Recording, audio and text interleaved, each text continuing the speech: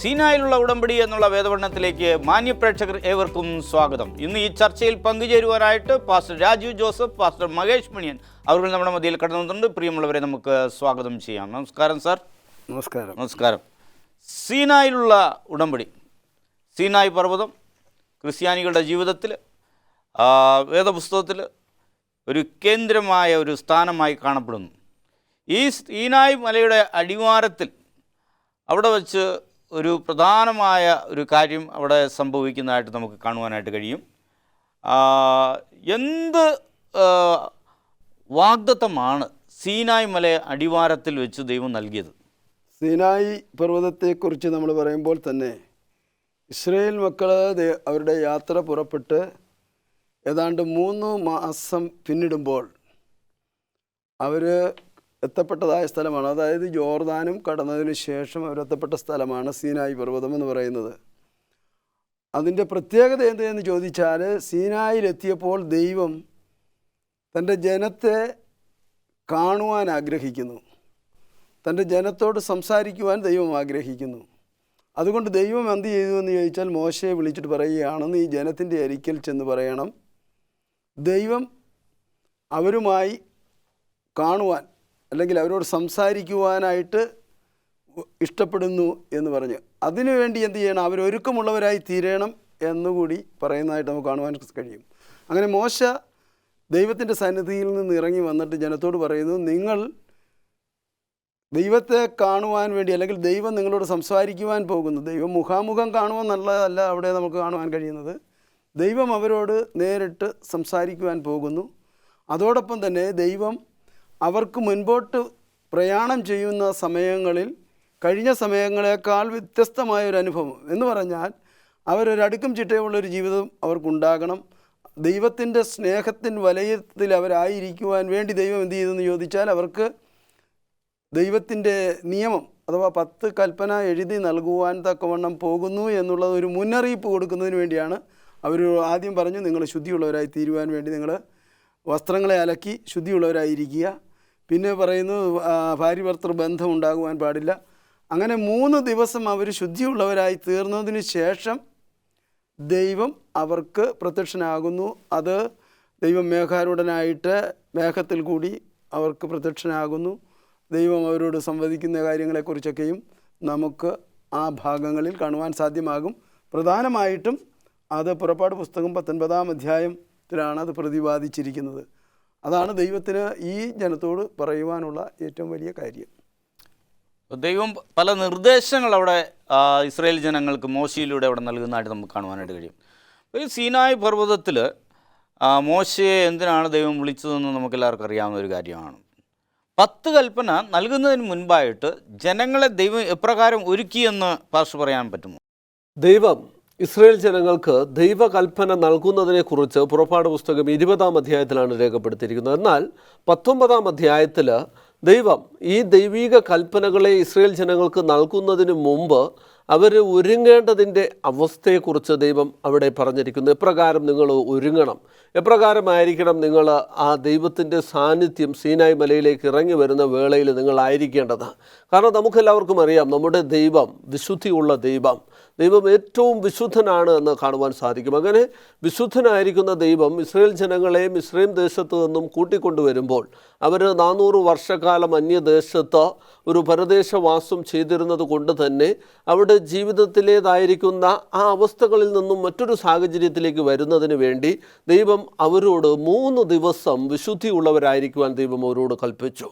അവരുടെ വസ്ത്രം അലക്കി ശുദ്ധീകരിച്ചിരിക്കേണ്ടതിനെക്കുറിച്ചും അതുപോലെ തന്നെ അവർ 3 ദിവസം ഒരു ഭാര്യ ഭർത്തൃ ബന്ധം പാടില്ല എന്നതിനെക്കുറിച്ചും അതുപോലെ അവർ ഏറ്റവും വിശുദ്ധന്മാരായിരുന്നു കൊണ്ട് വേണം ദൈവത്തെ സ്വീകരിക്കേണ്ടത് എന്ന് ദൈവം അവർക്ക് നിർദ്ദേശം നൽകി. അതുപോലെ ദൈവം അവരോട് പറഞ്ഞു, നിങ്ങൾ സീനായ് പർവ്വതത്തിലേക്ക് അടുത്ത് വരരുത്, മോശ മാത്രം എൻ്റെ സാന്നിധ്യത്തിലേക്ക് കടന്നു വരണം. അതുപോലെ നിങ്ങൾ പർവ്വതത്തിന് പുറത്തായിരിക്കണം, അല്ലെങ്കിൽ പർവ്വതത്തിൻ്റെ അടിവാരത്തിൽ ആരും തുടരുത് എന്ന് ദൈവം പ്രത്യേകമായിട്ട് അവർക്ക് നിർദ്ദേശം നൽകി. കാരണം ആ വിശുദ്ധനായിരിക്കുന്ന ദൈവത്തിൻ്റെ സാന്നിധ്യത്തിൽ മോശ നിന്നപ്പോൾ മോശ തന്നെ പ്രകാശപൂരിതമായി തീർന്നു എന്ന് ദൈവത്തിൻ്റെ വചനം രേഖപ്പെടുത്തുന്നു. അപ്പോൾ ആർക്കും അടുത്തുകൂടാത്ത വെളിച്ചത്തിൽ വസിക്കുന്ന ദൈവത്തിൻ്റെ സാന്നിധ്യത്തിൽ നമ്മൾ നിൽക്കുമ്പോൾ നമ്മളും ശുദ്ധിയുള്ളവർ, വിശുദ്ധരായിരിക്കണം. ദൈവം നമ്മെ വിളിക്കുന്നതും അപ്രകാരമാണ്. വിശുദ്ധിയുള്ള ദൈവത്തിൻ്റെ സാന്നിധ്യത്തിൽ നമ്മളും വിശുദ്ധന്മാരായിരിക്കണമെന്നാണ് ദൈവം ആഗ്രഹിക്കുന്നത്. അതുകൊണ്ട് ദൈവം നിത്യ ഉടമ്പടി അവർക്ക് നൽകുന്നതിന് മുമ്പ് അവർ പാലിക്കേണ്ടതായിട്ടുള്ള ചില നിർദ്ദേശങ്ങൾ 19-ാം അധ്യായത്തിൽ നൽകുന്നു. അപ്പം അവിടെ നമുക്ക് ദൈവം 10 കൽപ്പന വളരെ വിശുദ്ധിയുടെ ഒരു അനുഭവത്തിലാണ് അവിടെ ഇസ്രായേൽ ജനങ്ങൾക്ക് അത് മോശയുടെ കൈകളിലേക്ക് അത് ഏൽപ്പിക്കുന്നതായിട്ടുള്ള ഒരു കാര്യമാണ് നമ്മളിവിടെ മനസ്സിലാക്കിയത്. ഇവിടെ ദൈവസ്നേഹത്തിൻ്റെ ഒരു വെളിപ്പെടുത്തലാണ് ഈ 10 കൽപ്പന എന്ന് എങ്ങനെ നമുക്ക് മനസ്സിലാക്കുവാനായിട്ട് സാധിക്കും?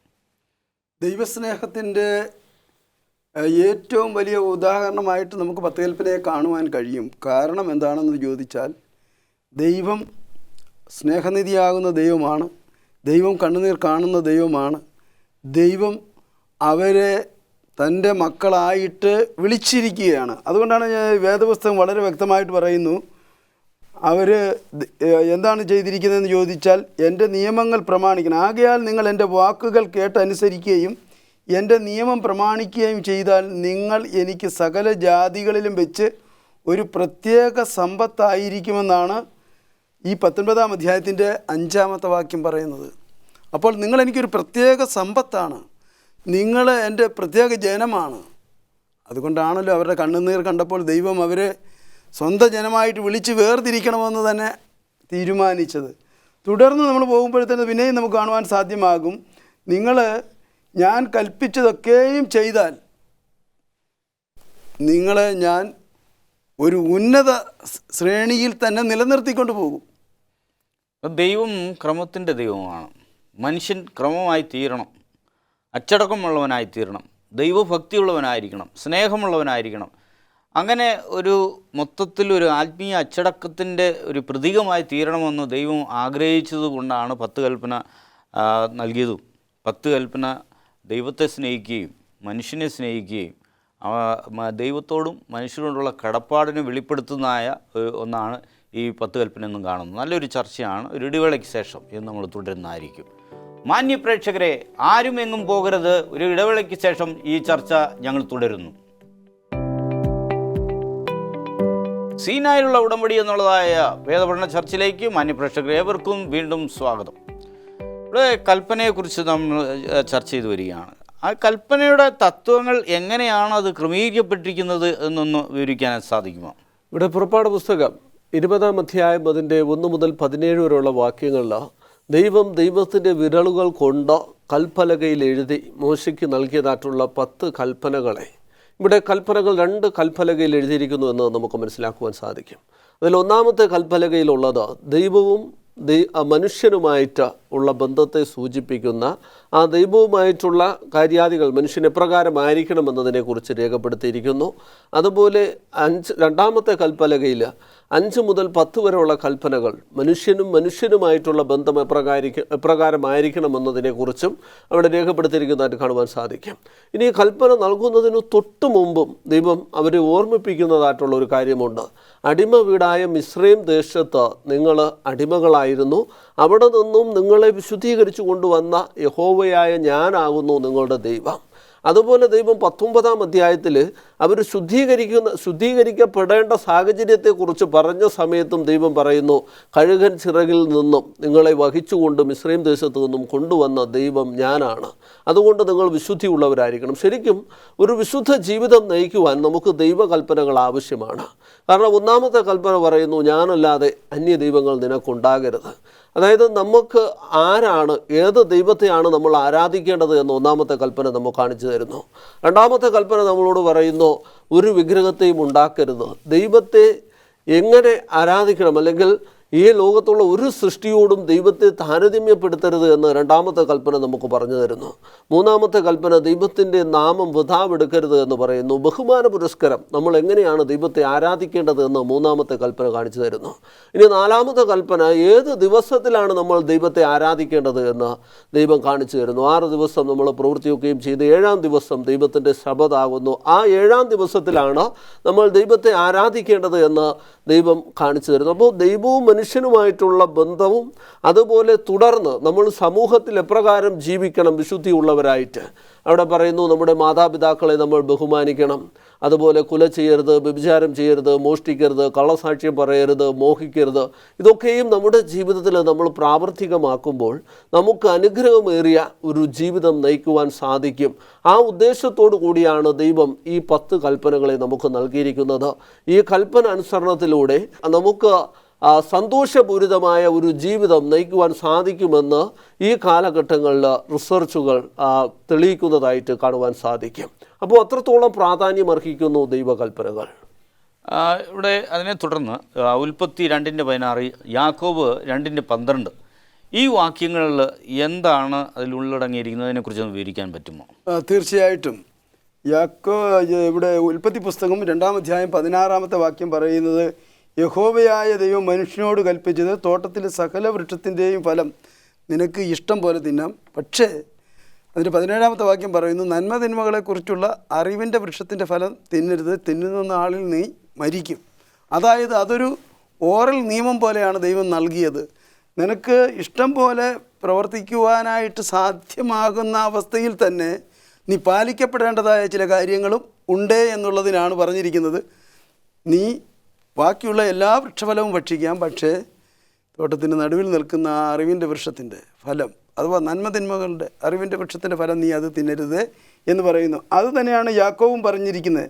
സ്വാതന്ത്ര്യത്തിൻ്റെ ന്യായപ്രമാണത്താൽ വിധിക്കപ്പെടുവാനുള്ളവരെ പോലെ സംസാരിക്കുകയും പ്രവർത്തിക്കുകയും ചെയ്യുവിൻ എന്ന് പറഞ്ഞാൽ സ്വാതന്ത്ര്യത്തിൻ്റെ ന്യായപ്രമാണം. നമുക്ക് ന്യായപ്രമാണം എന്ന് പറഞ്ഞാൽ എല്ലാ ആളുകളും വിചാരിച്ചിരിക്കുന്ന ദൈവത്തിൻ്റെ 10 കൽപ്പന എന്ന് പറയുന്നത് ഒരു കൂച്ചുവിലും കിടുന്ന ഒരു അനുഭവമാണ് എന്നാണ്. പക്ഷേ അതൊരിക്കലുമല്ല എന്ന് നാം മനസ്സിലാക്കണം. ദൈവത്തിൻ്റെ നിയമങ്ങൾ എന്തിനാണെന്നാണ്? അത് പാലിക്കപ്പെടുമ്പോൾ നാം സ്വതന്ത്രരാണ്. അത് ലംഘിക്കപ്പെടുമ്പോൾ മാത്രമേ നമ്മൾ എന്ത് ചെയ്യുന്നുള്ളൂ? ഈ നിയമത്തിന് അധീനരായി വരുന്നത്. അതുകൊണ്ട് ലംഘിക്കപ്പെടാത്ത ഒരു നിയമത്തെ നാം പ്രാപിച്ചുകൊണ്ട് നാം ഉണ്ടായിരിക്കണം. നാം സംസാരിക്കുകയും പ്രവർത്തിക്കുകയും ചെയ്യുമ്പോൾ ദൈവീകമാകുന്ന അനുഭവത്തിലായി തീരണം എപ്പോഴും.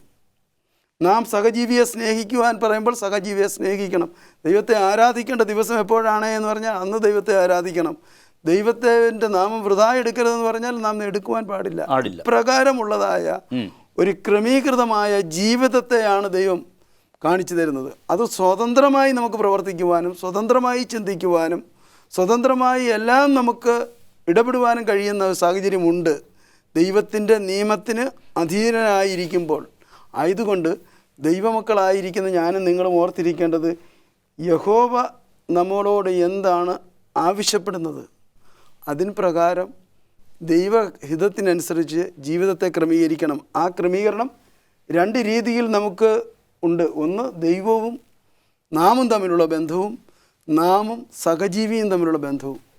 അപ്രകാരം നമ്മളായിത്തീരുമ്പോൾ തീർച്ചയായിട്ടും ഈ വാക്യങ്ങൾക്ക് വളരെ കാര്യപ്രസക്തി ഉണ്ട് എന്ന് കാണുവാൻ കഴിയും.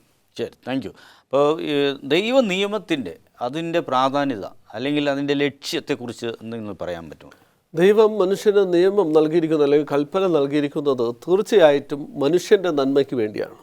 മനുഷ്യൻ അനുഗ്രഹപൂരിതമായ ഒരു ജീവിതം ഈ ഭൂമിയിൽ നയിക്കുന്നതിന് വേണ്ടിയും മനുഷ്യൻ ഏറ്റവും ഒരു കുത്തൊഴിഞ്ഞ ജീവിതം മനുഷ്യൻ നടത്തുവാൻ പാടില്ല എന്ന് ദൈവം ആഗ്രഹിക്കുന്നു. മനുഷ്യൻ വളരെ ഭംഗിയായിട്ട് കാര്യങ്ങൾ ചിട്ടയോടുകൂടി ചെയ്യുന്നതിന് വേണ്ടി ദൈവം നൽകിയിരിക്കുന്ന നിയമങ്ങളാണ് ദൈവകൽപ്പനകൾ. നമുക്ക് ഒരു ഉദാഹരണം ഇങ്ങനെ ചിന്തിക്കാം. നമ്മുടെ ദേശത്ത് നിയമങ്ങളില്ല എങ്കിൽ ആ ദേശത്തുള്ളതായിട്ടുള്ള മനുഷ്യൻ എന്ത് വേണമെങ്കിലും എങ്ങനെ വേണമെങ്കിലും മനുഷ്യന് ജീവിക്കാം. അതോടൊപ്പം ആ ദേശം താറുമാറായി പോകും എന്ന് കാണുവാൻ സാധിക്കും. അതുപോലെ തന്നെ നമുക്ക് ഗവൺമെൻറ് റോഡ് നിയമങ്ങൾ വച്ചിരിക്കുന്നു. നമ്മൾ ആ നിയമങ്ങൾക്ക് അധിഷ്ഠിതമായിട്ട് നമ്മൾ വാഹനം ഓടിച്ചില്ല എങ്കിൽ തീർച്ചയായിട്ടും അപകടങ്ങളുണ്ടാകും, നമ്മുടെ ജീവിതത്തിന് ഹാനി വരും. അതുപോലെ തന്നെ നിയമങ്ങൾ എപ്പോഴും ഏറ്റവും നല്ലതാണ്. അതുപോലെ ദൈവത്തിൻ്റെ ജനത്തിന് നൽകിയിരിക്കുന്നതായിട്ടുള്ള നിയമങ്ങളാണ് ദൈവകൽപ്പനകൾ. ഇത് നമ്മൾ അനുസരിച്ച് ജീവിക്കുകയാണ് എങ്കിൽ തീർച്ചയായിട്ടും നമ്മുടെ ജീവിതത്തിൽ അനുഗ്രഹമുണ്ടാകും. ഏറ്റവും അനുഗ്രഹിക്കപ്പെട്ട ഒരു ജീവിതം നമുക്ക് നയിക്കുവാൻ സാധ്യമാവുന്ന തരത്തിലാണ് ദൈവം ദൈവിക കൽപ്പനകളെ നമുക്ക് ക്രമീകരിച്ച് നൽകിയിരിക്കുന്നത്. അതുകൊണ്ട് തന്നെ നമ്മൾ ദൈവകൽപ്പനകൾ അനുസരിക്കേണ്ടതിൻ്റെ ആവശ്യകത ഏറ്റവും വലുതാണ്. അപ്പോൾ വളരെ നല്ലൊരു ഉത്തരമാണ്. ഇവിടെ ദൈവീക നിയമങ്ങളും അതിൻ്റെ ലക്ഷ്യങ്ങളും അത് വളരെ ഉന്നതമായ ഒരു ലക്ഷ്യമാണ്. സകല മനുഷ്യരും ദൈവത്തിൻ്റെ രക്ഷയിലേക്ക് കടന്നു വരണമെന്നുള്ള ഒരു ലക്ഷ്യത്തോടു വേണ്ടി ദൈവം നിയമം നൽകിയിരിക്കുന്നു. നല്ലൊരു ചർച്ചയാണ്. ഒരു ഇടവേളയ്ക്ക് ശേഷം ഈ ചർച്ച നമ്മൾ തുടരുന്നതായിരിക്കും. മാന്യ പ്രേക്ഷകരെ, ആരും എങ്ങും പോകരുത്, ഞങ്ങൾ ഈ ചർച്ച തുടരുന്നു. സീനായിലുള്ള ഉടമ്പടി എന്നുള്ള വേദപഠനത്തിലേക്ക് മാന്യ പ്രേക്ഷകർ എവർക്കും വീണ്ടും സ്വാഗതം. സീനായിലുള്ള ആ ഉടമ്പടി, സീനായിൽ നിന്ന് ജനങ്ങൾക്ക് ലഭിച്ചതായ ആ ഉടമ്പടിയെക്കുറിച്ച് നാം കാണുന്നു. 10 കൽപ്പന നമ്മൾ ഞാനായിരുന്നാലും നിങ്ങളായിരുന്നാലും ഈ ലോകത്തുള്ള ഓരോ വ്യക്തികളും, വിശ്വസിക്കുന്ന ഓരോ വ്യക്തികളും 10 കൽപ്പന എത്രത്തോളം നമ്മൾ അനുസരിക്കുവാനായിട്ട് നമ്മൾ പരിശ്രമിക്കണം, അല്ലെങ്കിൽ അത് അനുസരിക്കുവാനായിട്ട് നമ്മൾ ബാധ്യസ്ഥരാണോ എന്നുള്ളതിനെക്കുറിച്ചൊക്കെ ഒന്ന് പറയാൻ പറ്റുമോ? 10 കൽപ്പനയെക്കുറിച്ച് നാം സംസാരിക്കുമ്പോൾ തന്നെ മനസ്സിലാകും. നമ്മൾ ഈ പാഠത്തിൻ്റെ ആദ്യ പടിയിൽ നമ്മൾ സംസാരിക്കുകയുണ്ടായി, ദൈവം തൻ്റെ മനുഷ്യനെ, തൻ്റെ സൃഷ്ടിയെ സ്നേഹിക്കുന്നത് കൊണ്ടാണ് ഈ കൽപ്പന നൽകപ്പെട്ടിരിക്കുന്നത് എന്ന് പറഞ്ഞു. അപ്പോൾ തന്നെ നമുക്ക് കാണുവാൻ സാധ്യമാകും, ദൈവത്തിൻ്റെ ആഴമായ സ്നേഹത്തെ നാം ഓരോരുത്തരും ഉൾക്കൊള്ളുവാൻ ദൈവം ആഗ്രഹിക്കുന്നത് കൊണ്ടാണ് നമുക്ക് ഈ നിയമങ്ങൾ അനുസരിക്കേണ്ടതായി വരുന്നത്. നാം ദൈവത്തിനോടൊപ്പം ആയിരിക്കാൻ ദൈവം ആഗ്രഹിക്കുമ്പോൾ ആ ദൈവിക നിയമങ്ങൾക്ക് അധിഷ്ഠിതമായി നമുക്ക് ജീവിക്കുവാൻ സാധ്യമാകുകയുള്ളൂ. അതുകൊണ്ട് തന്നെയാണ് ഇവിടെ പാസ്റ്റർ പ്രതിപാദിച്ച കാര്യം വീണ്ടും നമ്മൾ ആവർത്തിക്കുകയാണ്. ആദ്യത്തെ 4 കൽപ്പനകൾ ദൈവവും മനുഷ്യനും തമ്മിലുള്ളതായ ബന്ധത്തെയാണ് കാണിക്കുന്നത്. എപ്പോഴും അത് അനുവർത്തിക്കുന്നൊരനുഭവമുണ്ട് എങ്കിൽ തുടർന്നുള്ളതായ കൽപ്പനകൾ അത് മനുഷ്യനുമായിട്ട്, അതായത് 5 മുതലുള്ളതായ കൽപ്പനകൾ മനുഷ്യനുമായിട്ടുള്ള ബന്ധം, മാനുഷികമായ ബന്ധങ്ങൾക്കും മാനുഷികമാകുന്ന മൂല്യങ്ങൾക്കും വില നൽകുന്ന ഒരു വ്യക്തിയെ സംബന്ധിച്ചിടത്തോളം ഇവ പാലിക്കപ്പെടുവാനായിട്ട് വളരെ ലളിതമാണ്. കുല ചെയ്യരുത് എന്ന് പറയുന്നു. കുല ചെയ്യേണ്ടതായ ആവശ്യം നമുക്കില്ല. നമ്മുടെ സഹജീവിയെ നമ്മുടെ ശരീരത്തെയും നമ്മുടെ രക്തത്തെയും നാം എത്രമാത്രം മാനിക്കുകയും സ്നേഹിക്കുകയും ചെയ്യുന്നുവോ അപ്രകാരം നമുക്ക് സഹജീവിയെ സ്നേഹിക്കുന്ന ഒരനുഭവമാണെങ്കിൽ കുല ചെയ്യുന്നതായിട്ട് വരുന്നില്ല. കൂട്ടുകാരനോ അല്ലെങ്കിൽ മറ്റ് സ്ത്രീയാകട്ടെ മറ്റാളുകളാകട്ടെ നമ്മൾ പറയുന്നത് വ്യഭിചാരം ചെയ്യരുതെന്ന് പറയുന്നു. അപ്പം നമ്മൾ ഒരു സ്ത്രീയോട് ബന്ധപ്പെടേണ്ടത് എങ്ങനെയാകുന്നു എന്നതിന് വളരെ ഒരു ഉദാഹരണമാണ്. അപ്പോൾ അത്രമാത്രം ബഹുമാനം പരസ്പരം നൽകുന്നതിനെക്കുറിച്ചാണ് പറഞ്ഞിരിക്കുന്നത്. അതുപോലെ തന്നെ മോഷ്ടിക്കരുത്, കള്ളസാക്ഷ്യം പറയരുത്. ഇതൊക്കെയും നമ്മൾ കാണിക്കുന്നത് മനുഷ്യൻ ഒരു നല്ല വ്യക്തിത്വത്തിൻ്റെ ഉടമയായി ജീവിക്കുകയാണ് എങ്കിൽ ഈ കൽപ്പന അവൻ അറിയാതെ തന്നെ അനുവർത്തിച്ചു കൊണ്ടുവരുന്നു എന്ന് നമുക്ക് പറയുവാൻ കഴിയും. അടുത്തത് നമ്മൾ നോക്കുകയാണെങ്കിൽ ദൈവികമാകുന്നതായ ഇച്ഛകൾ. ഇവിടെ നാം മനുഷ്യനോട് ഒപ്പം നല്ല രീതിയിലുള്ളതായ ഒരു സംസർഗവും ഒരു കൂട്ടായ്മയുമാണ് എങ്കിൽ അത് ദൈവത്തിന് ഹിതമാവണ്ണം ദൈവത്തിന് ഇഷ്ടമുള്ളതായി മാറുന്ന ഒരു അനുഭവം ഉണ്ടാകും. ആയതുകൊണ്ട് ഈ കൽപ്പനകൾ എന്ന് പറയുന്നത് അതൊരിക്കലും മനുഷ്യന് ഭാരമുള്ളതല്ല.